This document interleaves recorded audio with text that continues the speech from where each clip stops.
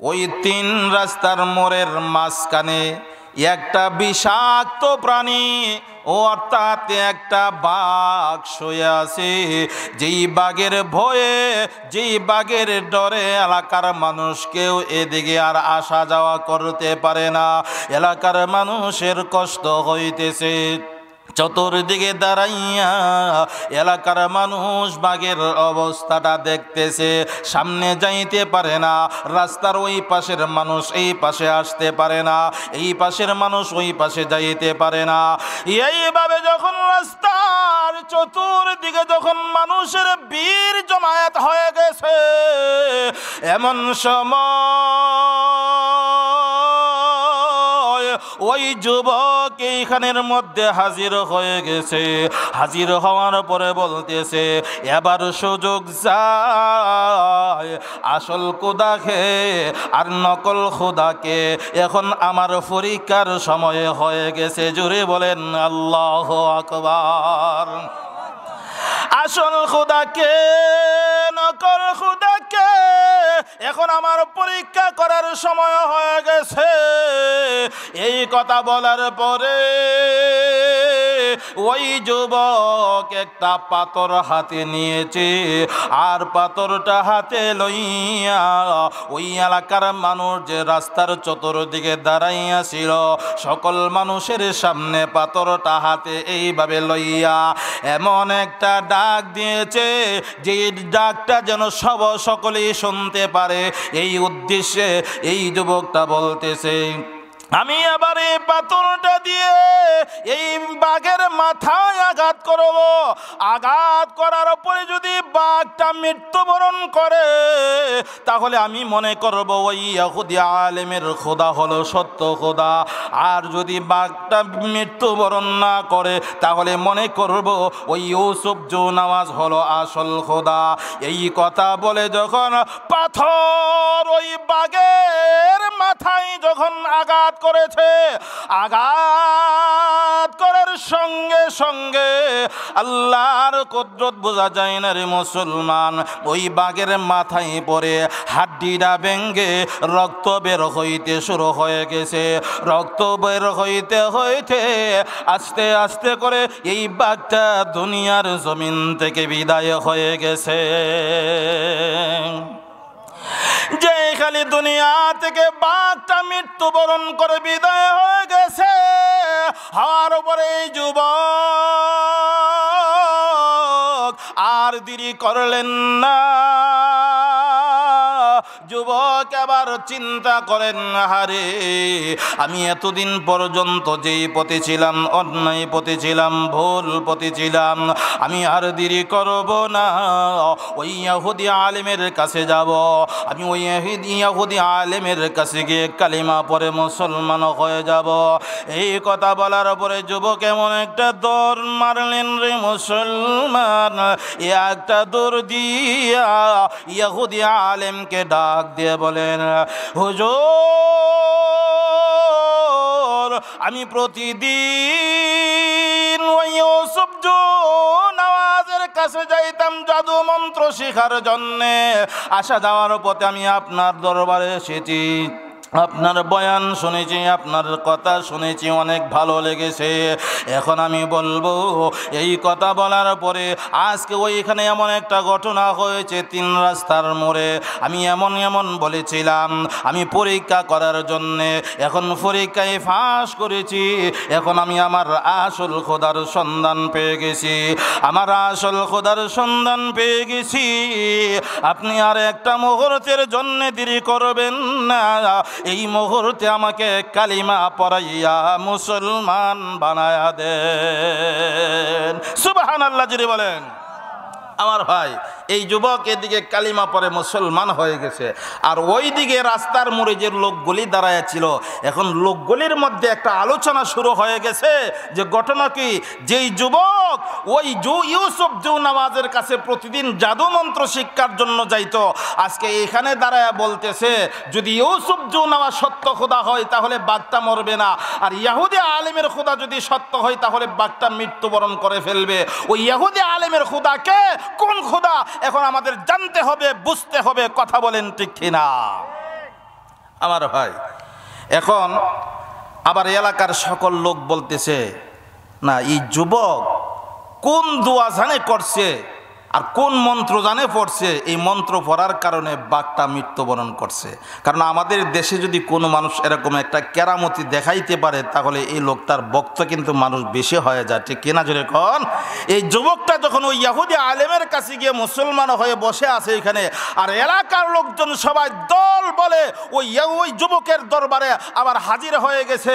হাজির হওয়ার পরে এদিকে গিয়ে দেখে যুবক ওই ইহুদি আলেমের সাথে কথা বলতেছে আর দ্বীনের তালিম শুনতেছে। এমন সময় লোকগুলি গিয়ে বলতেছে যে তুমি তো কোন দোয়া জানে পড়ছো, নাকি কোন মন্ত্র পড়েছ, যে মন্ত্রের কারণে ওই বাঘটা মৃত্যুবরণ করেছে। এখন আমার দেশে, এই দেশের মধ্যে কুষ্ঠ রোগীওয়ালা আছে, অন্ধ লোক আছে, এই লোকগুলির জন্য তুমি একটু দোয়া করো, দোয়া করলে ভালো হয়ে যাবে। সুবহানাল্লাহ বলেন। কুষ্ঠ রোগীওয়ালা যখন গিয়ে প্রথমে বলছে আমার জন্য একটু দোয়া করেন বা আমার জন্য একটু মন্ত্র পড়েন, এই যুবক বলতেছে আমি তো কোনো মন্ত্রও পড়ি না, আর ভালো করার ক্ষমতা তো আমারও নাই। আমার কাছে যদি তুমি এখন বলো, তখন আমি আল্লাহর কাছে দোয়া করব আর আল্লাহ তোমাকে সুস্থ করে দিবেন, কিন্তু শর্ত আছে। সুবহানাল্লাহ বলেন, জোরে বলেন না সুবহানাল্লাহ। শর্তটা কি? শর্তটা হলো, যদি তুমি কুষ্ঠ রোগীওয়ালা থেকে আল্লাহ তোমাকে সুস্থ করে দেন, তাহলে তুমি আমার সাথে ওয়াদা করতে হবে, তুমি কালিমা পড়ে মুসলমান হয়ে যাইতে হবে। সুবহানাল্লাহ। যুবকের দাওয়াতও শুরু হয়ে গেছে। এখন একটা লোকের যদি এরকম রোগ থাকে, অসুস্থ থাকে, আর এই লোকটাকে যদি আল্লাহ তাআলা সুস্থ করে দেন, তাহলে এই লোকটা কালিমা পড়তে কি আর একটা মুহূর্ত দেরি করবে? ওয়াদা করেছেন, ঠিক আছে আমি কালিমা পড়ে মুসলমান হয়ে যাব। সুবহানাল্লাহ বলে। মুসলমান, যে খালি কুষ্ঠ রোগীওয়ালার জন্য আল্লাহর দরবারে দোয়া করেছেন, আর যুবকের হাত যখন তার শরীরের মধ্যে এইভাবে বুলাইয়া দিয়েছে, দেওয়ার সাথে সাথে আল্লাহ একটা মুহূর্তের জন্য দেরি করলেন না, এই কুষ্ঠ রোগওয়ালাকে মুহূর্তের ভিতরে ভালো করে দিয়েছে। এই রোগীওয়ালার অবস্থাটা দেখে উপস্থিত যত মানুষ ছিল সবাই কিন্তু কালিমা পড়ে মুসলমান হয়ে গেছে। এইভাবে মুসলমানের সংখ্যা বাড়তে শুরু করে দিয়েছেন। আল্লাহু আকবার, জোরে বলেন। ভাইয়েরা আমার, এইভাবে এলাকার যত অন্ধ লোক ছিল, ওই লোকগুলিও একের পর এক দৌড়াইয়া ওই যুবকের কাছে আসতেছে আর হাত বুলাইয়া দিতেছে, আল্লাহর কাছে দোয়া করতেছে। সাথে সাথে আল্লাহ অন্ধ লোকগুলিরে ভালো করে দিতেছেন। সুবহানাল্লাহ জোরে বলেন। এইভাবে খবরটা আস্তে আস্তে করে ইউসুফ নওয়াজের ওই সিংহাসনের ভিতরে, অর্থাৎ সংসদের ভিতরে ওনার একজন মন্ত্রী ছিল। এই মন্ত্রী ছিল আবার অন্ধ। এই মন্ত্রী সাহেব খবর পেয়েছে যেই যুবকটা জাদু মন্ত্র শিক্ষা করতেন, আজকে ওই যুবক যদি দোয়া করে, হাত বোলায়া দেয়, অন্ধ লোক ভালো হয়ে যায়। এই খবর শোনার সাথে সাথে মন্ত্রী সাহেব আর একটা মুহূর্তের জন্য দেরি করলেন না। যুবকের জন্য অনেক টাকা পয়সা সম্পদ সাথে করে লইলেন হাদিয়া দেওয়ার জন্য। যদি আমার চক্ষুগুলি ভালো হয়ে যায়, এর বিনিময়ে আমি এই যুবকটাকে সব টাকা পয়সা দান করে দিব। কারণ দুনিয়াতে আসার পরে এই লোকটা কোনোদিন দুনিয়ার আলো বাতাস দেখে নাই। কথা বলেন ঠিক কিনা? দুনিয়ার আলো বাতাস দেখার জন্য অন্ধ মন্ত্রী সাহেব তার জীবনের যত উপার্জিত মাল সম্পদ ছিল সবগুলি সঙ্গে লইয়া যুবকের কাছে গিয়েছে আর বলতেছে, রে যুবক, আমি শুনতে পেরেছি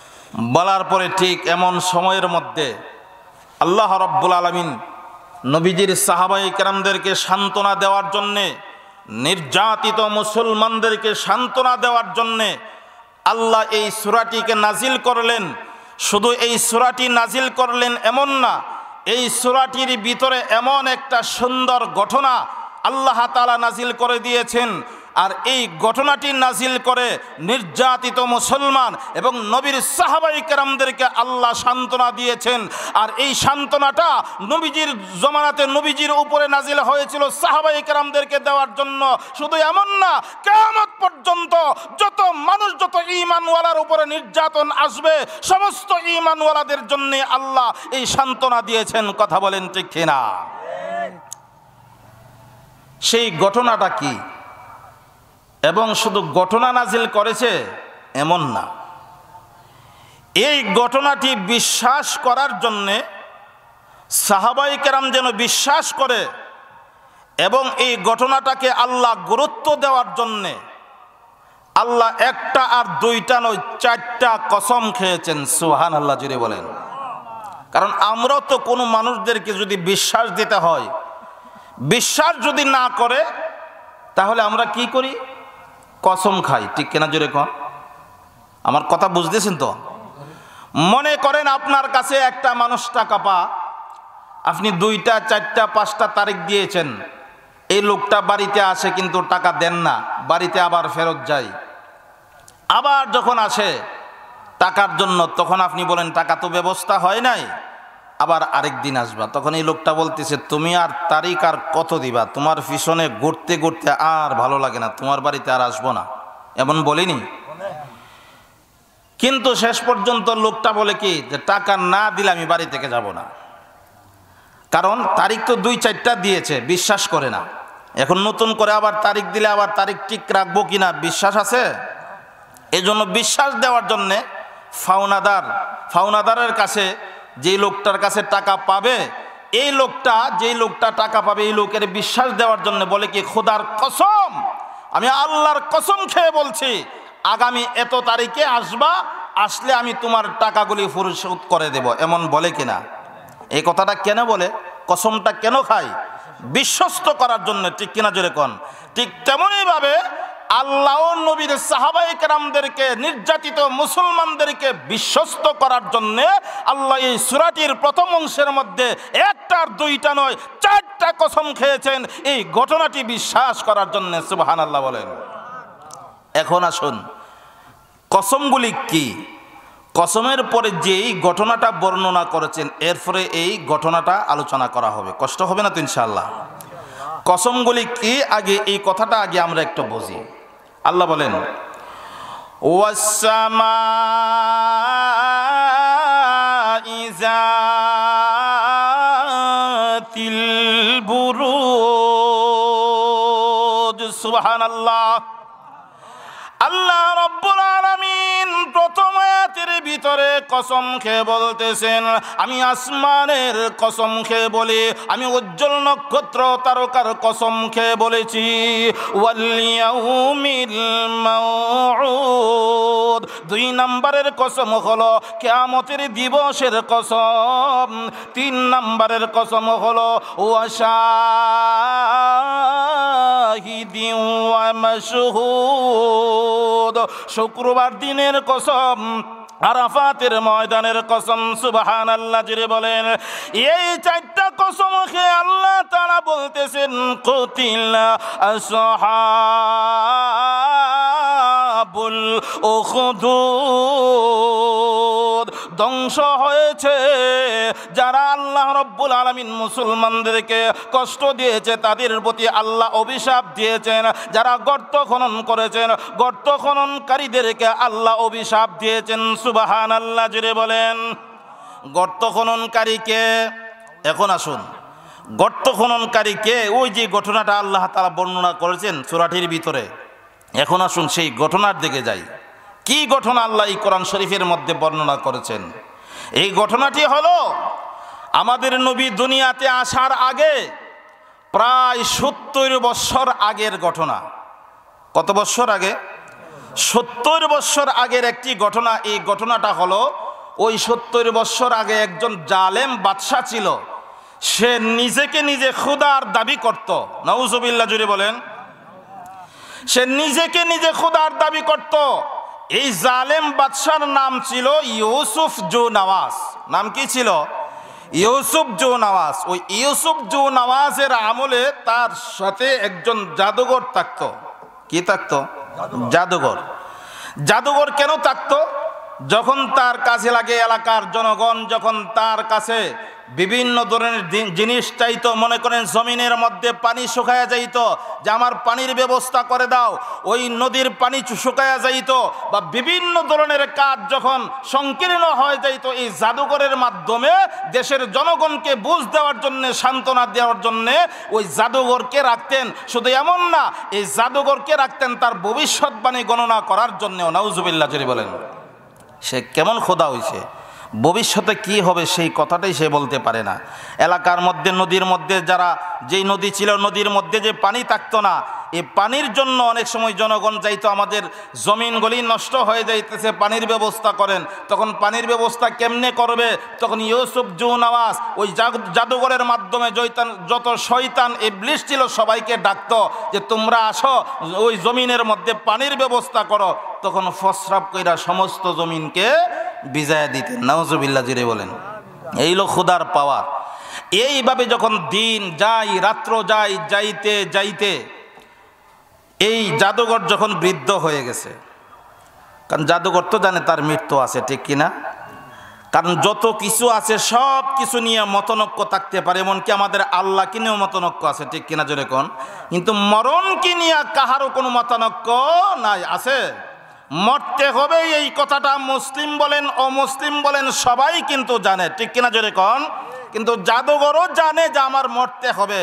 তখন একদিন জাদুঘর বলতেছে ওই ইউসুফ জু নওয়াজকে, যে আমার তো বয়স মোটামুটি শেষ পর্যায়ে, কারণ আমি তো আপনার সাথে সব সময় থাকি সিকিউরিটি গার্ড হিসেবে, আপনার ভবিষ্যৎ গণনা করি, বর্তমান গণনা করি, কখন কি হবে না হবে সব কিছু আমি আপনাকে ব্যবস্থা করে দিতেছি। এখন আমি যদি মৃত্যুবরণ করি তাহলে আপনার পাশে কে থাকবে? এখন আপনার পাশে থাকার জন্যে একজন নওজোয়ান যুবক, মেধাবী যুবক আমার কাছে এনে দেন, আমি যেই জাদু বিদ্যাগুলি সব কিছু তাকে আমি শিখাইয়া দিব, আর এই যুবকটা আপনার পাশে আমার মতো সব সময় থাকব। এই কথা বলার পরে ইউসুফ জু নওয়াজ সারা দেশের মধ্যে তালাশ করলো, যাচাই বাছাই করে একজন মেধাবী যুবক, নওজোয়ান যুবক ওই ইউসুফ জু নওয়াজের কাছে নির্ধারণ করা হলো যে সব সময় তুমি আমার পাশে থাকবা, আর ওই জাদুঘরের কাছে তুমি সব সময় জাদু মন্ত্রগুলি শিখবা। এই কথা বলার পরে যুবক বলতেছে, আমি তো চাকরিটা ভালোই পাইছি, কারণ প্রধানমন্ত্রীর কাছে যদি কেউ থাকতে পারে এর চাইতে সৌভাগ্য আমরা কি আর কোনো কিছু মনে করি? আমি প্রধানমন্ত্রীর কাছে থাকি, ঠিক কিনা জোরে কর? যুবক বলতেছে ভালোইছে, আমি সবসময় ওনার কাছে থাকব। তখন এই জাদুঘরের কাছে প্রতিদিন বাড়ি থেকে আসে জাদু মন্ত্র শিক্ষা করার জন্যে, আবার ওনার কাছ থেকে আবার বাড়িতে প্রতিদিন যায়। এইভাবে আসা যাওয়ার পথে প্রতিদিন যখন আসা যাওয়া করে, এমন সময় দেখে একজন ইহুদি আলেম, রাস্তার পাশে ওনার বাড়ি, ওইখানে বসে বসে মানুষদেরকে গোপনে গোপনে ইসলামের দাওয়াত দেয়, গোপনে গোপনে ঈমানের কথা বলে, গোপনে গোপনে এক আল্লাহর কথা বলে, গোপনে গোপনে মানুষদেরকে আল্লাহর দিকে আহ্বান করে। ও মুসলমান, ঠিক এমন সময়ের মধ্যে ওই যে যুবক জাদু মন্ত্র শিক্ষা করার জন্য ইউসুফ জু নওয়াজের কাছে নির্ধারিত করেছিল, এই যুবক সন্ধান পেয়ে প্রতিদিন আসা যাওয়ার পথে ওই ইহুদি আলেমের সামনে গিয়ে বসে বসে ইহুদি আলেমের বয়ান শুনতে থাকেন। সুবহানাল্লাহ। এইভাবে যখন প্রতিদিন আসা যাওয়ার পথে বয়ান শুনতেই থাকে, তখন তার মাথার মধ্যে একটা পেস লেগে গেছে। বলবেন না সুবহানাল্লাহ? কেমন পেস?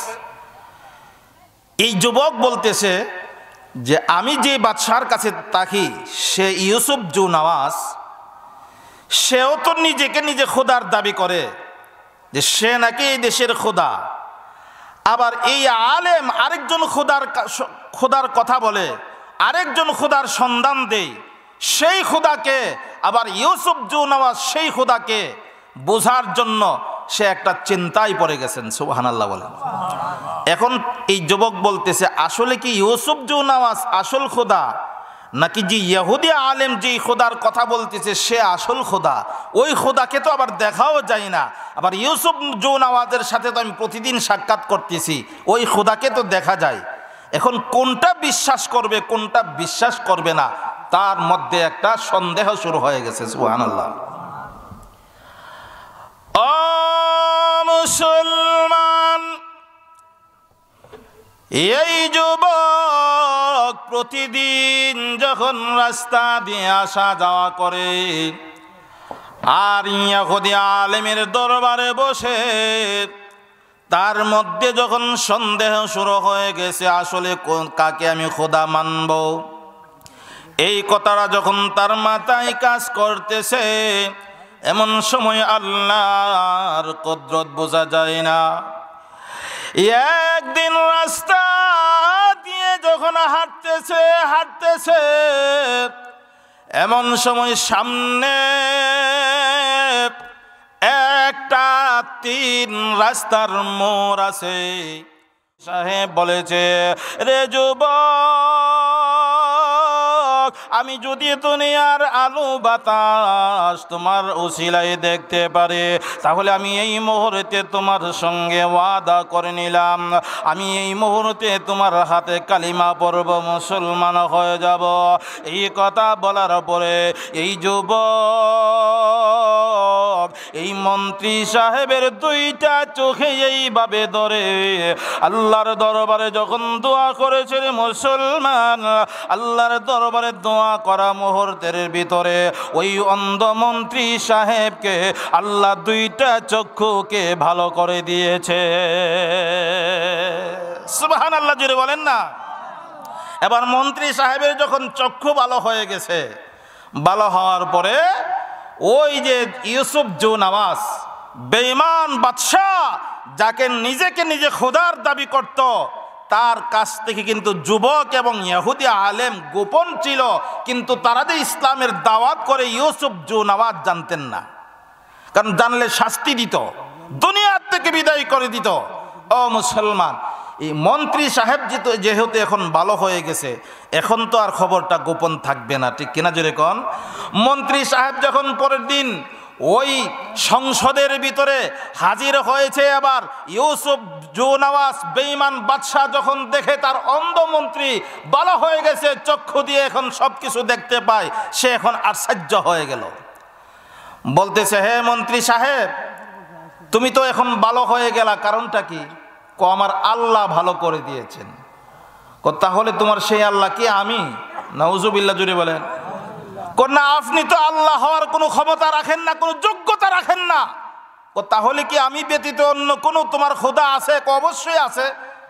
আমার যিনি খোদা তিনি তোমারও খোদা, কারণ এতদিন পর্যন্ত তোমাকে খোদা মানতাম, আজ থেকে মনে করেছি তুমি খোদা নয়, তুমি হইলা বন্ড খোদা। কথা বলেন ঠিক কিনা? তুমি হইলা নকল খোদা। এখন তো ইউসুফ জুনাওয়াজের মাথার সেন্টিমিটার নষ্ট হয়ে গেল। ঘটনা কি? বলে কি? তাফা দিয়া ধরলেন, অন্ধ মন্ত্রী ভালো হয়ে গেছে, তাকে ধরলেন যে তুমি এই দাওয়াত কোথায় থেকে পাইলা এবং তোমার খোদা কে? ওই খোদার শিক্ষা তোমাকে কে দিয়েছে এবং তোমার চক্ষুগুলি ভালো কে করে দিয়েছে? তুমি এই মুহূর্তে বলতে হবে, আর যদি না বলো তাহলে এই মুহূর্তে তোমাকে আমি কতল করব, দুনিয়ার থেকে বিদায় করব। নাউজুবিল্লাহ, জুরি বলেন। হাত পা গুলি বাঁধিয়ে দিলেন। বলতেছে, তোমাকে দাওয়াতটা কে দিয়েছে? শেষ পর্যন্ত অনেক নির্যাতিত হওয়ার পরে ওই যুবকের কথা আর ওই ইহুদি আলেমের কথা বলে দিলেন। বলে দেওয়ার পরে 2 জনকে গ্রেফতার করে তাদের ওই ইউসুফ জুনাওয়াজের সামনে আনলেন। আনার পরে জিজ্ঞেস করে প্রথমে ইহুদি আলেমকে যে তুমি কি তাদেরকে দাওয়াত দিয়েছো, কালিমা পড়াইছো, মুসলমান বানাইছো? এখন তো তারা তার মিথ্যা কথা বলতে পারবে না, এখন তো আর তারা গোপন রাখতে পারবে না। ওই ইহুদি আলেম বলতেছে, হ্যাঁ আমি এক আল্লাহর দাওয়াত দিয়েছি, ঈমানের দাওয়াত দিয়েছি, যেই কারণে তারা কালিমা পড়েছে, মুসলমান হয়ে গেছে। এখন ওই ইউসুফ জুনাওয়াজ বলতেছে, যদি তুমি এগুলি করে থাকো তাহলে এই মুহূর্তে তুমি আমাকে খোদা মানো, আর তুমি যেই খোদার দাওয়াত দিতা সেই খোদার দাওয়াত বন্ধ করতে হবে। ইহুদি আলেম জবাব দিয়েছে, খোদার কসম করে বলতে পারি, আমার জীবন দিতে পারি, আমি আমার জীবনটা দিয়ে দিব, আমি আমার ঈমান দিব না। জোরে বলেন আল্লাহু আকবার। আমার ঈমান দিব না। তখন ইউসুফ জৌনওয়াজ হে বলতেছে আমার ক্ষমতার দরকার, খোদার দরকার, দেশের জনগণের দরকার আমার নাই। কথা বলেন ঠিক কিনা? আমরা দেশও তো এমন ছিল যে জনগণের দরকার নাই, আমার ক্ষমতার দরকার। কিন্তু 48 মিনিটে ডাক দিয়েছে, আসো জলদি করে আসো। যুবকের হাতগুলি বান্ধো, পাগুলি বান্ধো, বান্দা রশি লাগাইয়া বিশাল বড় পাথরের পাহাড়, উঁচু পাহাড় ওইখানে নিয়ে যাও, ওইখান থেকে ধাক্কা দিয়ে নিচে ফেলে দাও, দুনিয়ার থেকে যেন ওইখান থেকে গড়াতে গড়াতে মাটিতে নিচে পড়ে দুনিয়ার থেকে বিদায় হয়ে যায়। নাউজুবিল্লাহ। জোরে বলেন, আরো জোরে বলেন না নাউজুবিল্লাহ। ভাইয়েরা আমার, এই যুবক যখন প্রস্তুতি গ্রহণ করেছে, ঠিক আছে আমি আমার জীবন দিয়ে দিব, ঈমান দিব না, আমার হাত পা গুলি বান্ধাও। এমনি বেঈমান গুলি ওই যুবকের হাত দুইটা এইভাবে বান্ধিয়েছে, পা দুইটা এইভাবে বান্ধিয়েছে, দুইটা পা বান্ধিয়া হাত পা গুলি একসাথে রশি দিয়ে যখন এইভাবে আটাইয়া ফেলছে, এমনি এর মাঝখান দিয়া একটা খোঁটা ঢুকাইয়া বেঈমান গুলি কাঁধে করে লইয়া ওই বিশাল বড় পাথরের পাহাড়ে গিয়েছে। ওই পাহাড়ে যাওয়ার পরে এই যুবক এমন সময় আসমানের দিকে চেহারাটা বাসাইয়া দুইটা চোখের পানিগুলি ছেড়ে দিয়া আল্লাহর দরবারে ডাক দিয়ে বলেছিল, ওগো আমার মাওলা, আমার কি অপরাধ, আমার কি অন্যায়, একমাত্র আমি কেন আপনার উপরে ঈমান আনয়ন করলাম? এই ঈমান আনার অপরাধে আমার উপরে এত বড় শাস্তি, আর এইখানে আমাকে নিয়ে এসেছে পাথরের পাহাড় থেকে নিচে ফেলে দেওয়ার জন্য, দুনিয়া থেকে বিদায় করার জন্য। আল্লাহ, ঈমান আনার অপরাধী বুঝি আমার এত বড় শাস্তি, এই শাস্তি ভোগ করতে আমি রাজি আছি, কিন্তু এইখানে একটা কথা হলো, ওই পাহাড়ের উপর থেকে যদি ছেড়ে দিয়া আমাকে দুনিয়া থেকে বিদায় করে দে, তাহলে বেঈমানগুলি মনে করবে আল্লাহ আপনার বুঝি কোনো ধরনের পাওয়ার নাই, আপনার বুঝি কোনো ধরনের কোনো ক্ষমতা নাই। এই কথাটা যখন আল্লাহর কাছে বলতেছে আর কাঁদতেছে, এমন সময় আল্লাহর কুদরত বোঝা যায় না রে মুসলমান। একটা গায়েব থেকে আওয়াজ এসেছে আর বলেছে, রে আল্লাহর বান্দা, না না তোকে আর কাঁদতে হবে না, কান্নার কোনো কারণ নাই। বেঈমানগুলি তোমাকে দুনিয়া থেকে বিদায় করতে পারবে না, তোমার হিফাজতের দায়িত্ব, তোমার জিম্মাদারির দায়িত্ব মহান আল্লাহর কুদরতি হাতে নিয়ে গেছে। সুবহানাল্লাহ। ভাইয়েরা আমার, এই আওয়াজটা শোনার সাথে সাথে এতক্ষণ পর্যন্ত যুবক চোখের পানিগুলি ছেড়ে দিয়ে কান্না করতেছিল, এখন দেখা যায় মুহূর্তের ভিতরে কান্না বন্ধ করে দিয়েছে, চোখের পানি বের হওয়া বন্ধ হয়ে গেছে। এবার যুবক মুস্কি মুস্কি হাসতে থাকে। আল্লাহু আকবার জোরে বলেন। এবার যুবক যখন মুস্কি মুস্কি হাসে মুসলমান, বেঈমানগুলি ডাক দিয়ে বলেন, রে যুবক, আমরা বুঝতে পারলাম না এতক্ষণ পর্যন্ত তুমি কান্না করেছ, এখন আবার হাসতেছো, এর কারণটা কি? যুবক ডাক দিয়ে বলে, রে বেঈমানের দল, না না এখন আমি বলবো না আমি এতক্ষণ পর্যন্ত কেন কান্না করেছিলাম আর এখন কেন হাসতেছি, তোমরা কিন্তু একটু পরেই বুঝবা। সুবহানাল্লাহ জোরে বলেন।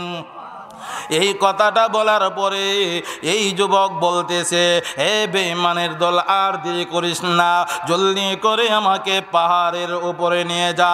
এই পাহাড়ের উপরে নিয়ে গেল। নেওয়ার পরে আল্লাহর কুদরত বোঝা যায় না। এই পাহাড়ের উপরে মহান আল্লাহ নোটিশ জারি করে দিয়েছে আর বলেছে, রে পাহাড়, আমি তোমার উপরে নোটিশ জারি করে দিলাম। আমি আল্লাহর হুকুমে এই যুবকটাকে হেফাজত করে বেঈমানগুলিকে তুমি ওলট পলট করে মাটির সঙ্গে মিশাইয়া দুনিয়ার জমিন থেকে বিদায় করে দাও। আল্লাহু আকবার, জোরে বলেন। আল্লাহ যখন এইভাবে হুকুম দিয়েছে, দেওয়ার পরে আর দেরি করলেন না, ওই পাহাড়ের মধ্যে একটা ভূমিকম্প শুরু হয়ে গেছে। আল্লাহু আকবার, জোরে বলেন। পাহাড়ের উপরে যখন ভূমিকম্প শুরু হয়ে গেছে, পাহাড় কাঁপতে কাঁপতে উলট পুলট হয়ে গেল। বেঈমান গলিরে পাহাড়ের নিচে ফেলে দিয়া মাটির সঙ্গে মিশাইয়া কিছুক্ষণের ভিতরে দুনিয়া থেকে বিদায় করে দিল। আর ওই যুবকটাকে আল্লাহর কুদরতি সিস্টেমে পাহাড় থেকে হেফাজত করে জমিনের মধ্যে নামাইয়া দিয়েছে। জোরে বলেন সুবহানাল্লাহ। এবার যুবক বেঈমানদের হাত থেকে যখন বেঁচে গেল, যাওয়ার পরে যুবক এবার বাড়িতে না গিয়া ওই ইউসুফ জুনাওয়াজের সামনে হাজির হয়ে গেছে। আল্লাহু আকবার, জুড়ে বলেন। এবার চিন্তা করে দেখুন, ইমানি চেতনা, ইমানি সাহস থাকলে কত সাহস থাকে, কথা বলেন তুই কেনা। আজকে আমরা যদি জেলখানায় আবদ্ধ হইতাম, একটু সুযোগ পাওয়া মাত্রই আমরা নিজের বাড়িতে যাব দূরের কথা, এমন দেশ পলায়ন করলাম যাতে করে কেউ কোনো টের না পায়, কথা বলেন তুই কেনা। কিন্তু এই যুবক নিজের বাড়িতে না গিয়া ওই বেঈমান ইউসুফ জুনাওয়াজের সামনে হাসতে হাসতে হাজির হয়ে গেছে। আল্লাহু আকবার, জুড়ে বলেন। এমনি বেঈমান বাদশাহ ইউসুফ জুনাওয়াজ যুবকের মুখে হাসি দেখে তার মাথার নষ্ট হয়ে গেল। ঘটনা কি, আমি কয়েকজন জল্লাদ দিয়েছিলাম তাকে দুনিয়া থেকে বিদায় করার জন্যে, দুনিয়া থেকে বিদায় করতে পারলো না, আমার লোকগুলি দেখা যায় না। আবার এই যুবকটা হাসতে হাসতে আমার দিকে আসতেছে, কারণটা কি? এমনি ইউসুফ জুনাওয়াজ যুবককে ডাক দিয়ে বলে, রে যুবক, ঘটনা কি? তুমি তো আবার হাসতে হাসতে আমার সামনে হাজির হয়ে গেছো। তোমার হাত পা গুলি বান্ধিয়া পাহাড়ের উপরে নিয়ে গিয়েছিল, এখন তুমি তো দুনিয়া থেকে বিদায় হও নাই।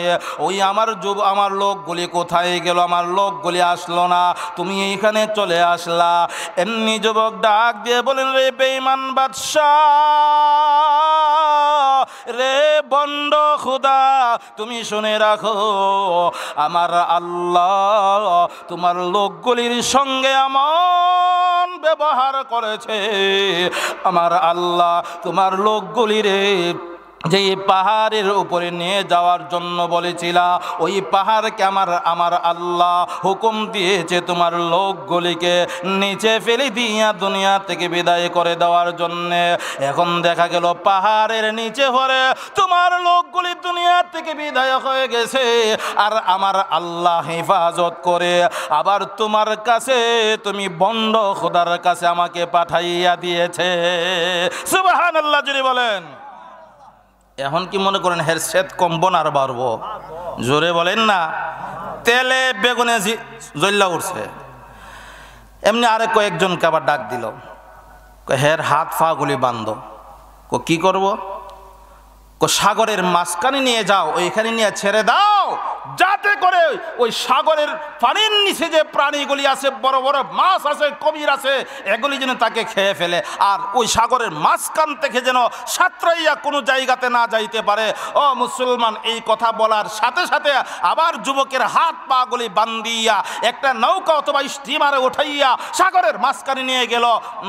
মাঝখানে নিয়ে যাওয়ার পরে এমন সময় আবার আল্লাহর কাছে দোয়া করছে। সুবহানাল্লাহ বলবেন না? কি দোয়া করছে? আল্লাহ, ওই পাহাড়ের মধ্যে বেঈমান বাদশাহ ইউসুফ জুনাওয়াজের লোকদের সাথে তুমি যে আচরণ করেছিলা, এখন সাগরের মাঝখানেও ওই ইউসুফ জুনাওয়াজের লোক বেঈমানদের সাথে এই আচরণটাই তুমি করো। সুবহানাল্লাহ জেনে বলেন। আল্লাহ সাথে সাথে এই দোয়াকে কবুল করলেন।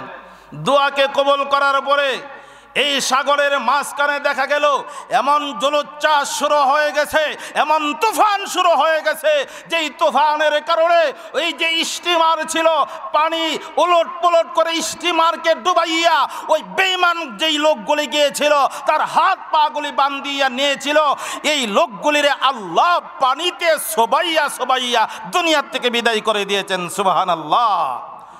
আর যুবকটাকে আল্লাহর কুদরতি হাতে হেফাজত করে ওই সাগরের মাঝখান থেকে সাগরের কিনারার মধ্যে উঠাইয়া দিয়েছেন। সুবহানাল্লাহ। এখন সাগরের কিনার থেকে আবার যুবক হাঁটতে হাঁটতে আবার ওই ইউসুফ জুনাওয়াজের সামনে হাজির হয়ে গেছেন। সুবহানাল্লাহ যিনি বলেন। ইউসুফ জুনাওয়াজ বলতেছে, ঘটনা কি? আগেও একবার তোমাকে পাঠাইলাম, তোমাকে মারতে পারলো না, যারা গিয়েছিল তারা বিদায় হয়ে গেল, এখন পাঠাইলাম, এই লোকগুলি কোথায়? তখন ওই যুবক উত্তর দিয়েছে, হে বেঈমান, খোদা শুনো, আমার আল্লাহ তোমার এই লোকগুলির সাথেও আগের লোকদের সাথে যে ব্যবহার করেছিল এই ব্যবহার করে পানিতে চুবাইয়া তোমার লোকগুলিরে দুনিয়ার থেকে বিদায় করেছে, আর আল্লাহ আমাকে কুদরতি হাতে হেফাজত করে আবার তোমার সামনে আমাকে পাঠাইয়া দিয়েছেন। সুবহানাল্লাহ। এখন যুবক বলতেছে, শোনো, তুমি যেহেতু আমাকে দুনিয়ার থেকে বিদায় করার এতই শখ, আর আমি বিদায় হয়ে গেলে তোমার খুদাগিরি আর রাজত্ব সব ঠিক থাকবো মনে করতেছ, ঠিক আছে, তোমাকে আমি এখন একটা পদ্ধতি শেখাইয়া দিই। সুবহানাল্লাহ বলেন। কি পদ্ধতি? আমি যে পদ্ধতিটা তোমাকে শেখাইয়া দিব, এই পদ্ধতি অনুযায়ী যদি তুমি আমাকে আঘাত করো আর আমাকে দুনিয়ার থেকে বিদায় করতে পারবা। সুবহানাল্লাহ বলেন। ইউসুফ জুনাওয়াজ বলতেছে, এমন কি পদ্ধতি? ঠিক আছে বলো, কারণ আমার দরকার হইল তোমাকে বিদায় করা, তুমি থাকলে আমার সমস্যা, আমার ডিস্টার্ব। ঠিক কিনা জোরে কন। এমন কি পদ্ধতি আছে তুমি আমাকে বলে দাও। ঠিক আছে বলবো, এখানে শর্ত আছে। সুবহানাল্লাহ বলবেন না? যুবক কেমন হিকমত করতেছে ইসলামের জন্য, ঈমানের জন্য। আল্লাহু আকবার জোরে বলেন। শর্তটা হলো যে এই দেশের যত মানুষ আছে সব মানুষকে 2-4-5 দিন পর্যন্ত শুধু এলান করতে হবে, খবর জানায়া দিতে হবে যে এই ইমুক জায়গাতে ইমুক মাঠে ইমুক যুবকটাকে হত্যা করা হবে, তোমাদেরকে দাওয়াত করা হলো, সবাই তোমরা এই মাঠে হাজির হইবা। ও মুসলমান, আপনারা বুঝে থাকলে বলুন, এমন একটা খবর যদি আমাদের এলাকাতে ছড়ায়া পড়ে যে আপনাদের আশুগঞ্জের সবচাইতে যে বড় মাঠ, বগুড়ের যে সবচেয়ে বড় মাঠ, এই মাঠের মধ্যে এমন একটা লোককে হত্যা করা হবে, তাহলে মনে করবেন আপনাদের এলাকার লোক কেউ বাড়িতে থাকবো? মহিলা সরে ভাঙ্গা পড়বো, ঠিক না? আমার ভাই, এই এলান দেওয়ার পরে সমস্ত লোক একেবারে ভাঙ্গায়া পড়ছে দেখার জন্যে। তখন যুবক বলতেছে, সব লোক হাজির থাকতে হবে। ইউসুফ জুনাওয়াজ বললেন, ঠিক আছে, আমি শর্ত মেনে নিলাম। শর্ত মেনে নিয়েছে।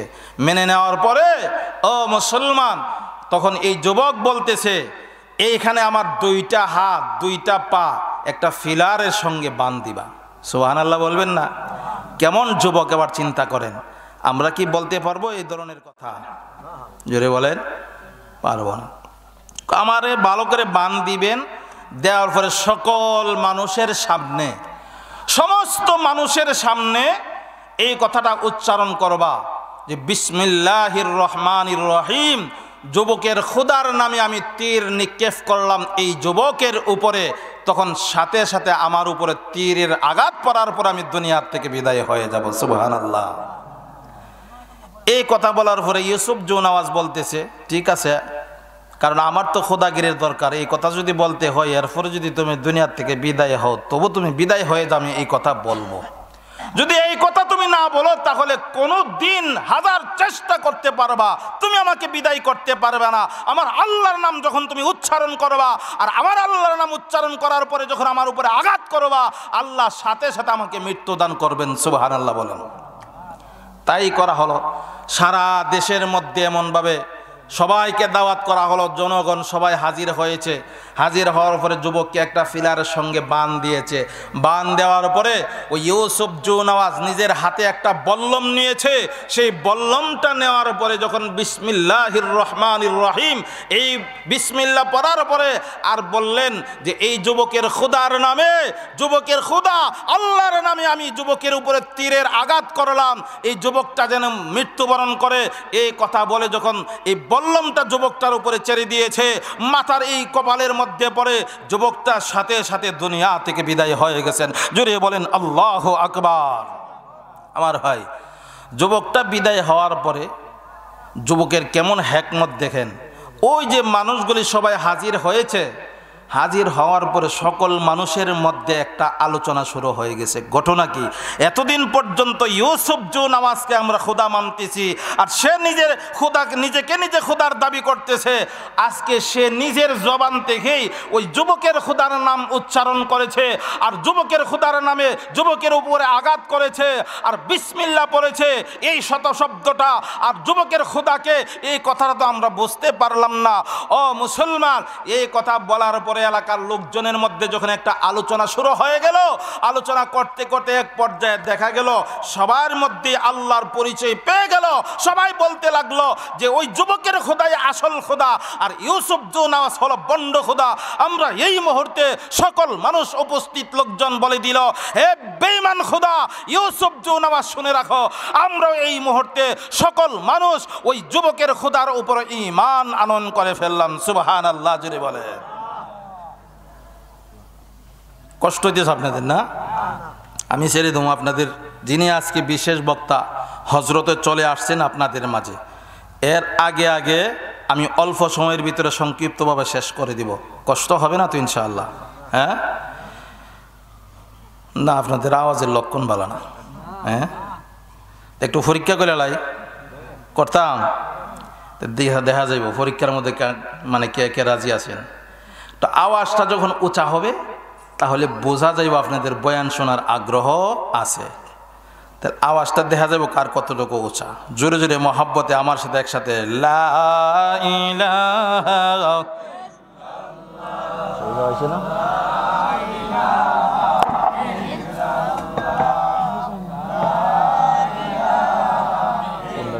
দেখ কি লাগা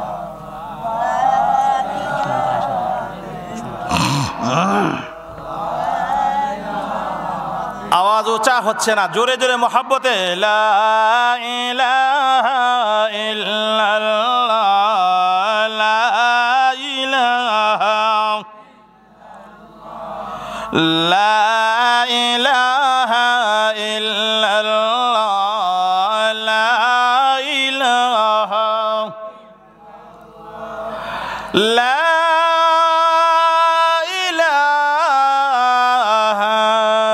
ইল্লাল্লাহু মুহাম্মাদুর রাসূলুল্লাহ সাল্লাল্লাহু আলাইহি ওয়াসাল্লাম।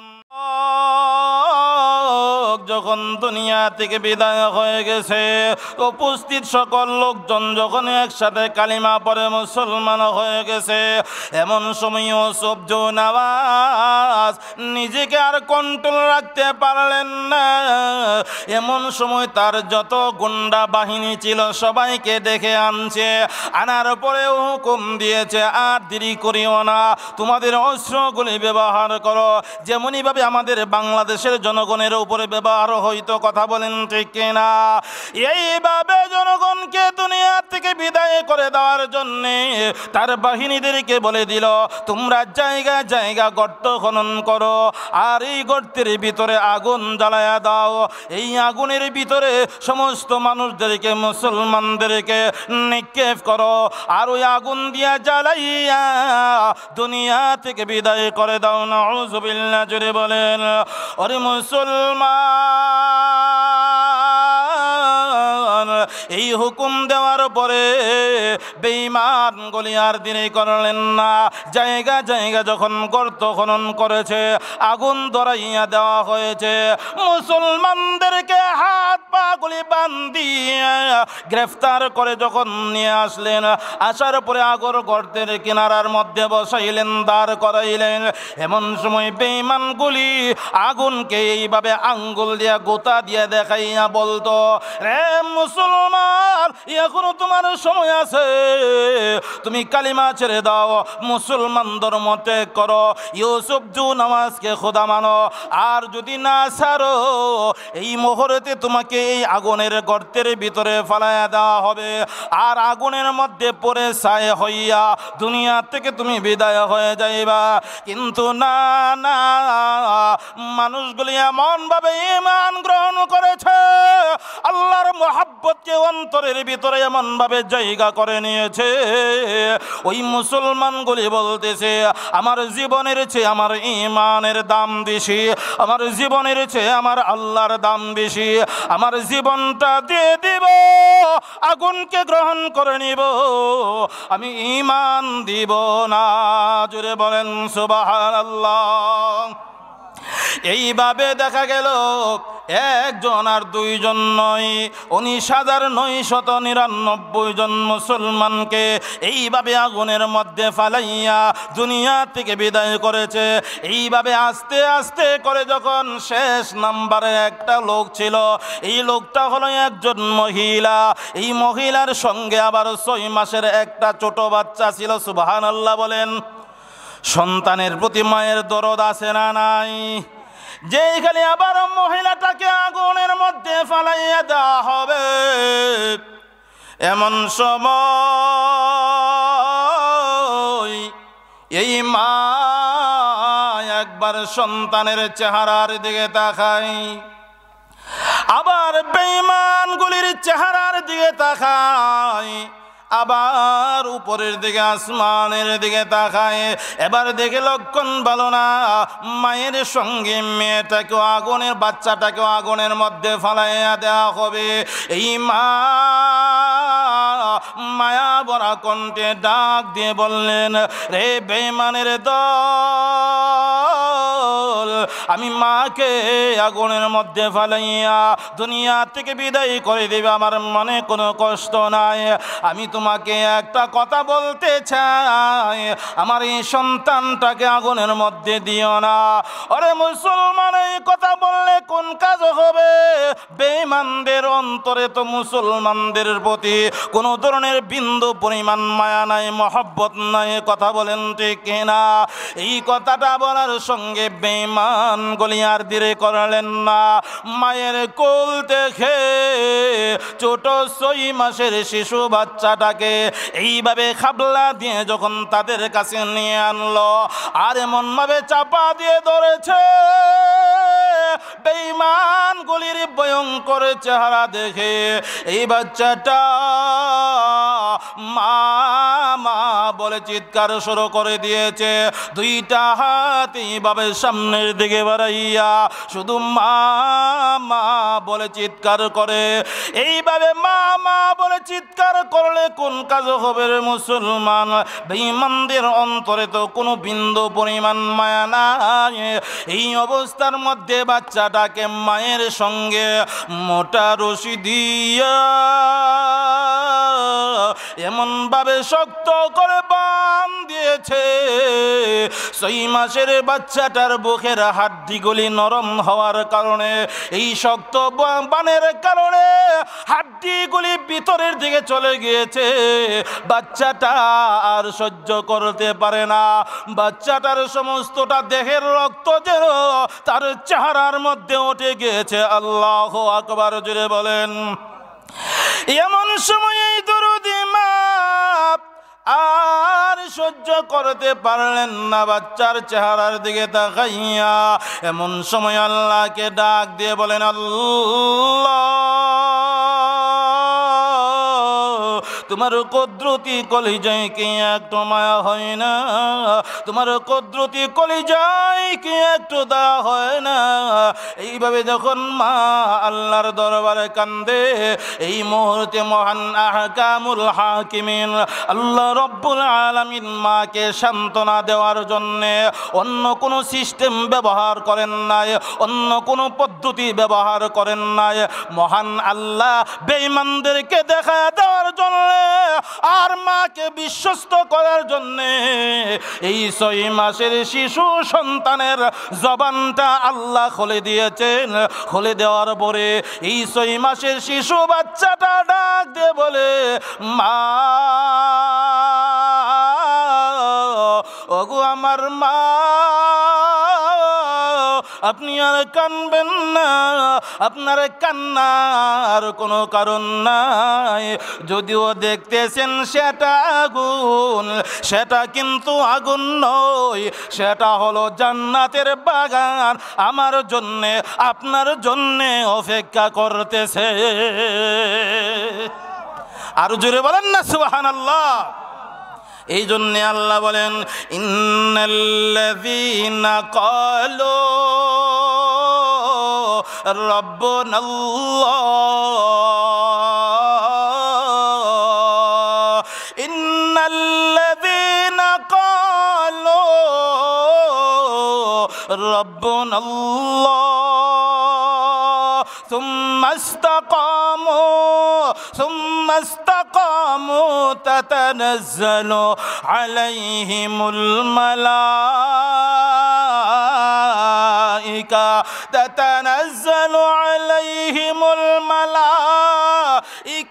আল্লা তাখাফু ওয়ালা তাহজানু ওয়া আবশিরু বিল জান্নাহ। সুবহানাল্লাহ। জোরে বলেন। যারা বলেছেন আমার রব হলো একমাত্র আল্লাহ,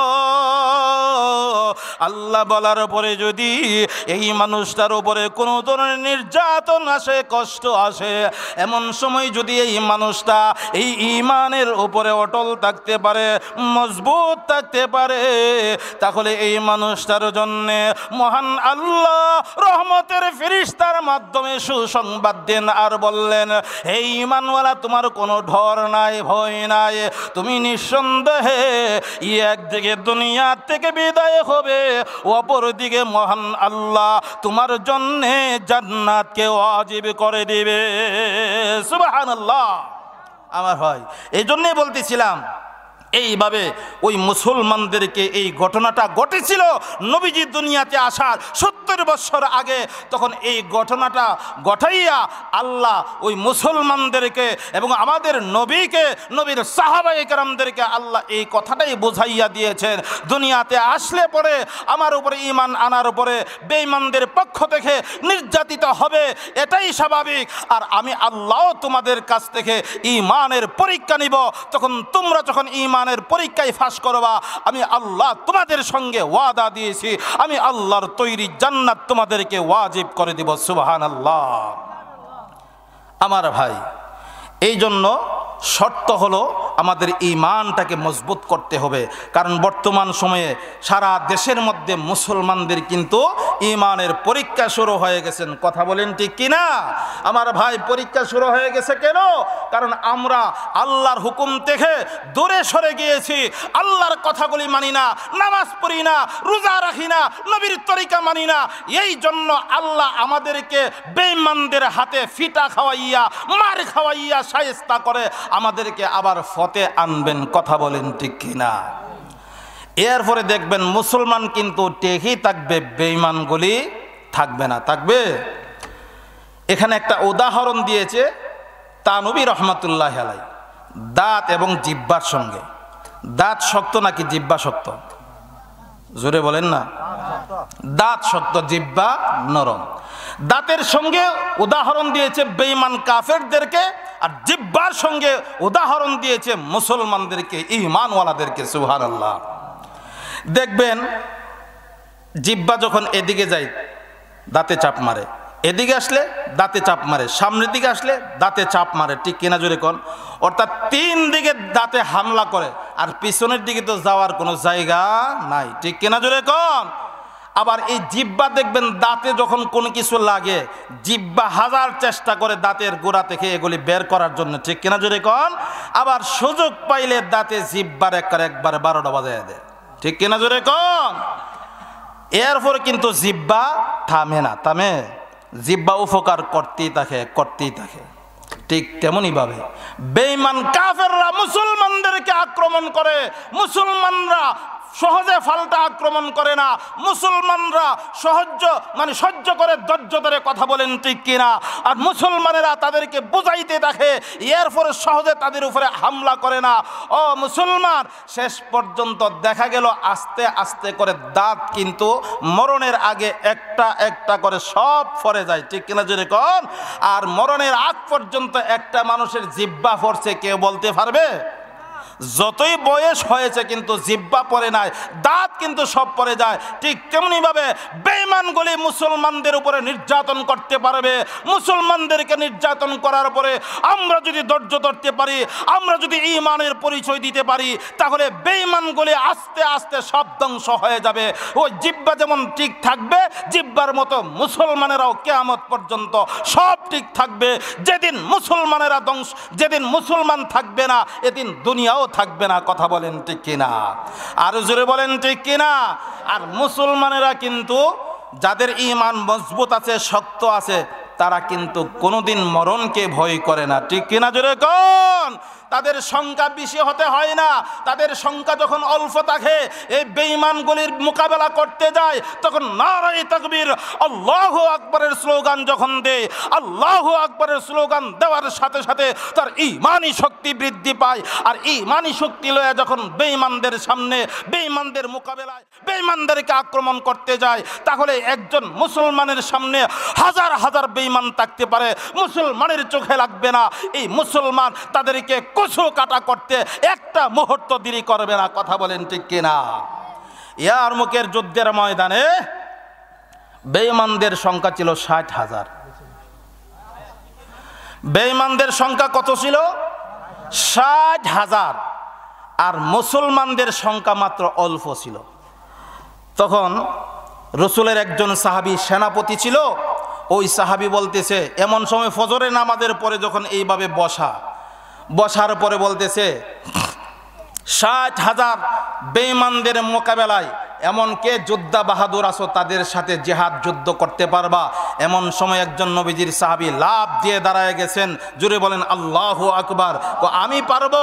তখন বলল, তুমি কেমনে পারবা? তখন সে বলেছে, নবীজি বলেছে, যাদের ঈমান নাই তাদের কোনো জীবন নাই, যাদের ঈমান আছে তাদের জীবন আছে, যাদের ঈমান নাই বেঈমান, তারা কিন্তু মুর্দা মানুষের মতো। কথা বলেন ঠিক কিনা? এখন তো আমার সামনে 60,000 সৈনিক, 60,000 বেঈমান মুর্দা, আর আমি একজন জিন্দা মানুষ, আমি একজন ঈমানওয়ালা। আমার মোকাবেলায় তারা 60,000 কোনো কিছুই করতে পারবে না। সুবহানাল্লাহ জোরে বলেন। এই কথা বলে যখন আল্লাহর উপর ভরসা করে জাপাইয়া যখন ইয়ারমুকের ময়দানে যখন নেমে পড়েছে, ও মুসলমান, এই সাহাবীর সঙ্গে মাত্র আর 59 জন সাহাবী গিয়েছিল। এইভাবে 60 জন, এক একজনের সাথে 1000 মোকাবেলায় একজন সাহাবী, এইভাবে 60 জনের মোকাবেলায় 60,000 বেঈমান কাফেরের যুদ্ধে যখন নেমে গিয়েছে। ও মুসলমান, সকাল থেকে নিয়ে সন্ধ্যা পর্যন্ত এর ভিতরে 60,000 বেঈমান কাফেরদেরকে ইয়ারমুকের ময়দান থেকে একেবারে কচু কাটা করে দুনিয়ার থেকে বিদায় করে দিয়েছেন। জোরে বলেন আল্লাহু আকবার। এই জন্য বলতে চাই, মুসলমানদের সামনে হাজার হাজার বেঈমান থাকতে পারে, যদি ঈমানি শক্তি যদি অর্জন করতে পারে, একজন ঈমানওয়ালার সামনে হাজার হাজার বেঈমান আসলেও কোনো কাজ হবে না। ঠিক কিনা জোরে কোন আমার ভাই?